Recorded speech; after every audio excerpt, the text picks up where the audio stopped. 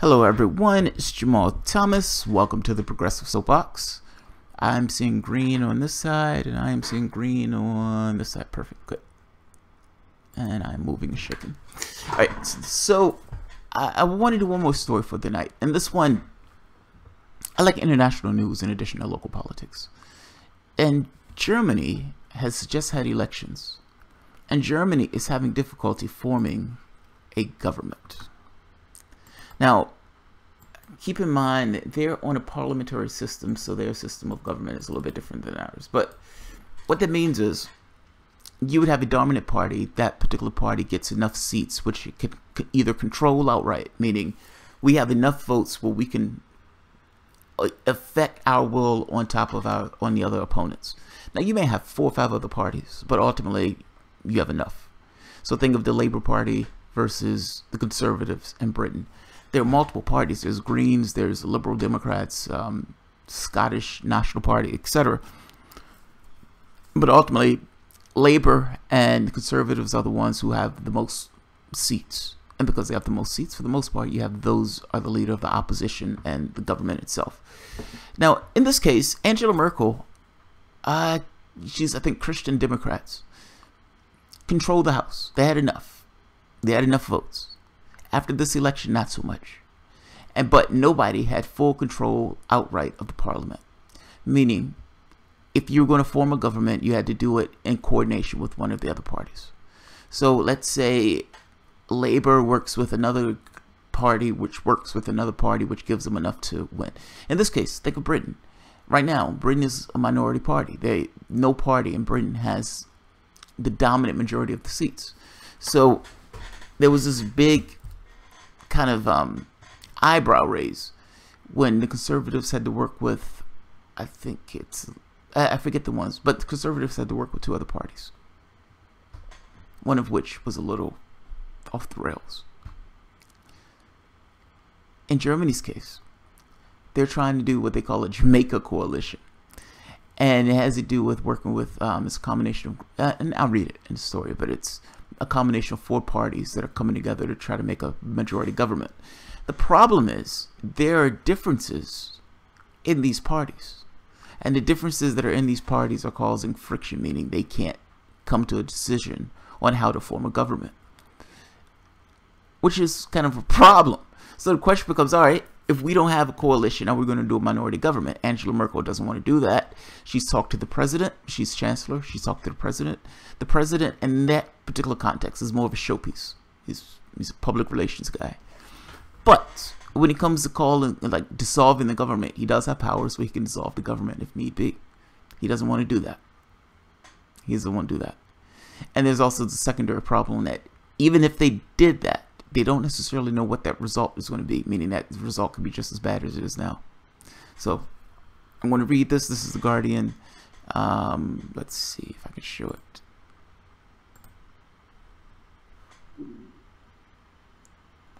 Pressure grows on SPD to reconsider coalition talks with Angela Merkel. Leader Martin Schulz has ruled out grand coalition but faces calls to drop stance to end Germany's political paralysis.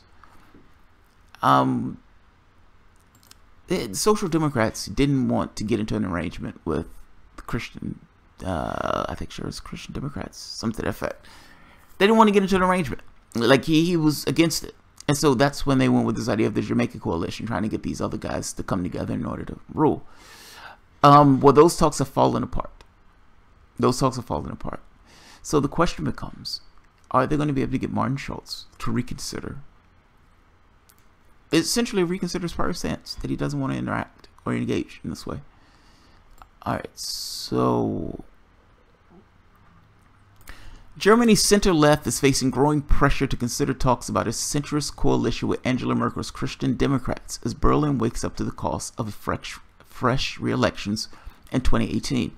Now, when they say centrist, they don't mean what you think of as centrist here. Think of to the left of Bernie Sanders is what they're considering to be centrist. Like, so it's a different political climate. Martin Schulz, the leader of the Social Democratic Party, SPD, ruled out another grand coalition after his party's worst post-war performance in federal elections in September. He reiterated his stance after the collapse on Sunday of talks about the three-way coalition between the CDU, the Free Democratic Party, and the Greens. But German President Frank-Walter Steinmeier, oh geez, I'm murdering that last name, a fellow Social Democrat, will appeal to Scholz to reconsider a meeting between the two on Thursday. There is a speculation that the SPD leader could face calls to step aside as a party conference in 2 weeks' time if he refuses to change his stance. They are threatening his position. They're essentially saying, look, we need you to form another government with the Christian Democrats. And Scholz is like, no. And there's speculation. There's people talking. There are anonymous sources that are whispering, if you don't do this, we may take your seat. You may lose your position. That's a threat. We don't know if that's true or not. It's just a threat.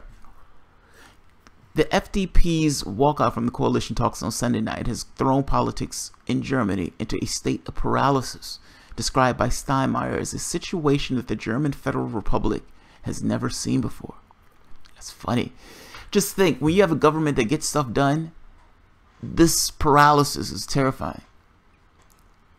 Do you realize we have two parties in America? Just two parties. And those two parties literally go at each other with this idea of having no care at all about what the population is doing. They don't even care if they get stuff done. Ultimately, they are perfectly content to be in Washington just to play politics because it serves to keep things as it is. Status quo. That's the point. You see these guys fussing and fighting, and there's always this thing of you can never bridge the divide. To some degree, that's on purpose. Not getting stuff done is getting stuff done for somebody. Status quo forever. Let's see. While post-war Germany has been ruled for periods by minority parties and stamp elections have been called before, there has never been a comparable struggle to form a government directly after an election. The national poll on September 24th showed a pronounced splintering of the vote, with 6 parties crowding into the Bundestag's plenary chamber for the first time since the introduction of a 5% vote share hurdle for parliamentary seats in 1953. Merkel has indicated that she would prefer fresh elections over a minority government and would be willing to run again as her party's candidate. Now, people have been talking about Merkel as failing and all this other stuff. Merkel has been there for as long as I can remember paying attention to politics. So it's amazing that she's getting to the point where she's being toppled. Everybody gets toppled at some point, but this may be her time. While German media are in part attributing the collapse of the so-called Jamaican talks to a flaw in Merkel's approach, support for the Chancellor in the CDU has solidified after Sunday's drama, and a leadership challenge is unlikely, meaning Merkel's not going anywhere. Scholz's position in the SPD is less stable. Yeah, they're threatening him that they're going to move him aside if he doesn't fall in line. Like the FDP, the party is nervous about entering into another grand coalition with Merkel as a junior partner. Its previous two partnerships in 2005 to 2009, 2013 to 2017 were punished at the voting booths. "We don't want Austrian conditions," said one of the SPD deputy leaders. Thorsten Schaffer-Gumbel pointed at the political situation in Germany's southern neighbor, where years of the Grand Coalition rule have enabled the rise of the far-right party. That's what I wanted to get to. If you remember, Angela Merkel allowed a lot of refugees to come to the country.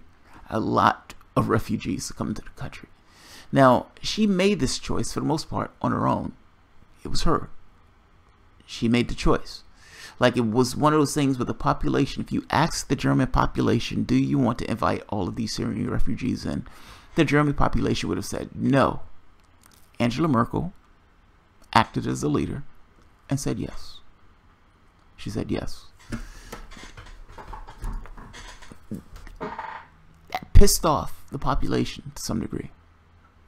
Meaning these guys were punished at the polls because of Angela Merkel letting the people into the country itself. Now, whatever you want to say about that, that is what it is. I mean, the flooding of flooding of refugees going into Europe has emboldened the far right. This is not one of those things where something happens to a country and there's no reaction at all from the country. You had certain people in the country who didn't want those refugees in, and they felt threatened by those refugees being there. They came from a war-torn country. They felt like they were flooding into Europe. You had a right-wing reaction to the refugees flooding into the country.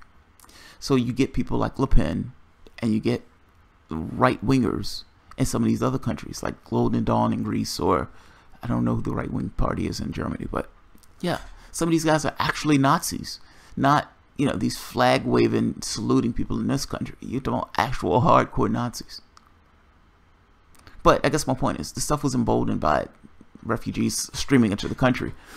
And then you have to ask the secondary question of, well, wait a minute, why were refugees streaming into the country in the first place? Why? What could have possibly taken place that could have caused refugees to go streaming into various countries and eventually getting in boats, in which many of them died in the way of getting into Europe? Our behavior in the world has been atrocious.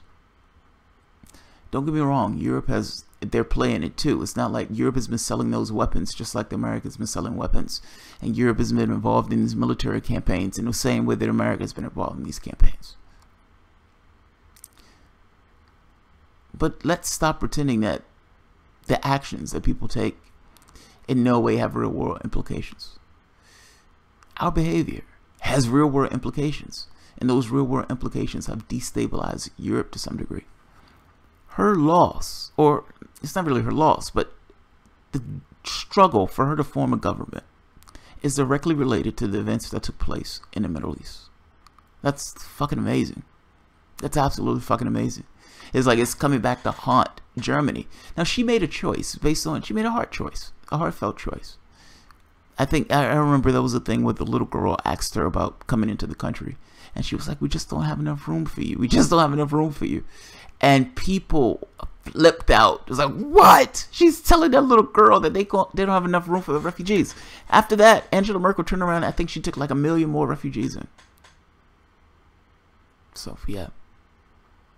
There's consequences to being a decent person or making a decent decision. At a party group meeting on Monday, Schultz tried to pass a resolution affirming his position that the SPD was not available for entering into a grand coalition and not scared of fresh elections, but ending up facing protests more than 30 delegates who questioned its unambiguous language. The party group leader, Andrea Nahles, afterwards hinted that the SPD could consider tolerating a minority government made up of either just Merkel's party or a CDU Green coalition, a solution that would run an ever greater risk of allowing a conservative chancellor to take credit for social democratic ideas. However, another rumored solution to the political deadlock, whereby a grand coalition talks could be started only if Merkel, Schultz, and the Christian Social Union leader, Horst Seehofer, all resigned, is unlikely to have any sympathizers among the CDU. Already there's speculation in German press that the SPD party conference in 2 weeks' time is likely to see Schultz make way for a new chancellor candidate or a party leader, mooted to either be Manuel Schweizer, a former minister for the family of Olaf Schloss, mayor of Hamburg. I am sorry I'm murdering these names. Frankfurt Allgemeine Zeitung suggested that the only way out for Schultz, a former president of the European Parliament, would be to drop his election night promise and kickstart coalition talks with Merkel. He could show the FDP what taking responsibility means, said the center-right broadsheet, and he could demonstrate his instincts to show that his European moment has come. So Schultz used to be part of the European coalition. I mean, not the European law, part of the European Union. He was president of the European Union at one point. Look, I'm fascinated by this. They're literally having this issue of trying to bring their government together. Our government never works in this sense of working for the public. These guys they're like, we have to have a government that's functional. We have to have a functional government. We can't do this without having a functional government. They care. Like, that's the amazing part. I think that's fascinating. That's absolutely fascinating. Yeah, this is going to be interesting to see what happens. I'm curious, is anybody actually interested in this? This may just be a me thing. Reagan economics. What's happening in Reagan economics? Jeremy Chase. Hey, Reconomics, you sexy motherfucker. That's Jeremy Chase. Perseus Gold Stevie. Jeremy Chase a bit much. Huh? That's up to you. That's between you two. It's relative. I'm getting a little tired of sexual assault accusations. They all seem to be timed really crazily. The Roy Moore ones, I understand these women are seeing their abusers on TV 24/7. Jeremy Chase. Red Economics. Yeah, Jeremy. Mainstream media priming us for something. Alejandro Nospensada. Robert Puke rate $100. They're going to get elected to become more legitimate soon. We're in full South Park mode. Oh man, that's funny. Didn't the Greek guy Yanis Varoufakis say that Merkel was screwing over the Greeks too? She wouldn't meet him halfway on the debt. Yeah, that's true, Robert. That is true. So you have this thing where the European Union sits over all of these countries who are part of the Eurozone. Or the part of the Eurozone. It's supposed to be a government, but ultimately you're talking about Germany being the dominant force in this particular thing. And yeah, she wouldn't forgive the debt, which is fucking amazing since Germany had its debt forgiven after World War II. Fucking amazing. Yeah, they wouldn't forgive the debt. They thought, we want to show these poor Greeks a lesson, and these Greeks are going to learn that they're not going to fuck around with our rule and our control. So, yeah. So, yeah. Giannis made this point that he tried to give them a plan that would have actually helped Greece get out of that debt. And they said, we understand that the plan that we're pushing is not going to work, but the plan that you're talking about is not politically feasible because our governments need to know that we're sticking it to Greece. So, yeah. Yeah.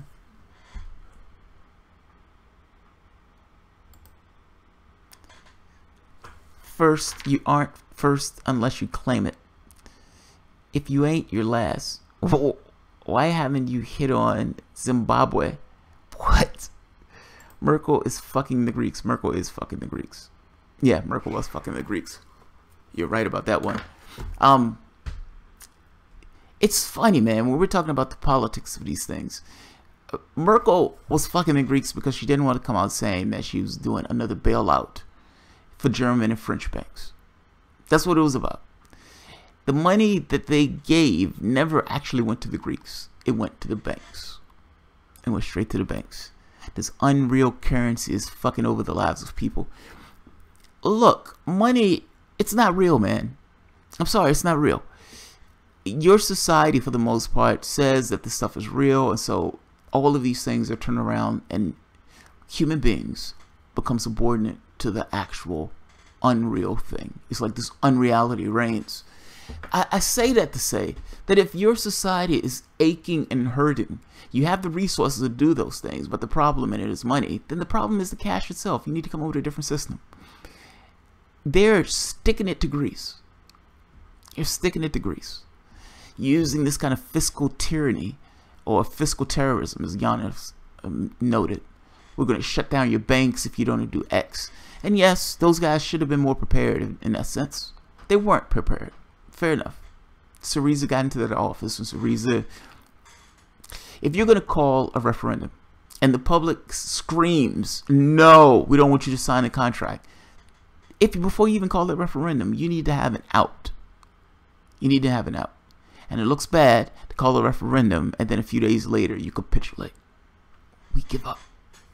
We give up. So yeah. Neoliberals' whole strategy is to create regions that can be drained of resources and made subordinate. That's why places like Greece are. Yeah, I gotta say, that was funny how you laughed at Zimbabwe, Alejandro, and Spada. Perseus gold and silver values being suppressed will end soon. It's starting to interfere with the mining industry. Silver is undervalued by almost 10 times. You guys are going into the weeds at this point. I have no idea what that. Like, I don't know the values of this stuff. Like silver and gold and all this other stuff. Alright, I'm going to end this. Yeah, I'm going to end this. I pay attention to international politics. I think it's interesting. So, I don't necessarily speak German, so I can't necessarily listen to German parliament the same way I can in the European Union or Canadian parliament, but still, I like it. Every so often I try to do stories on it. So, alright guys, if you enjoy the content, feel free to share, like, subscribe, and of course, you can always support the Patreon. Thanks guys.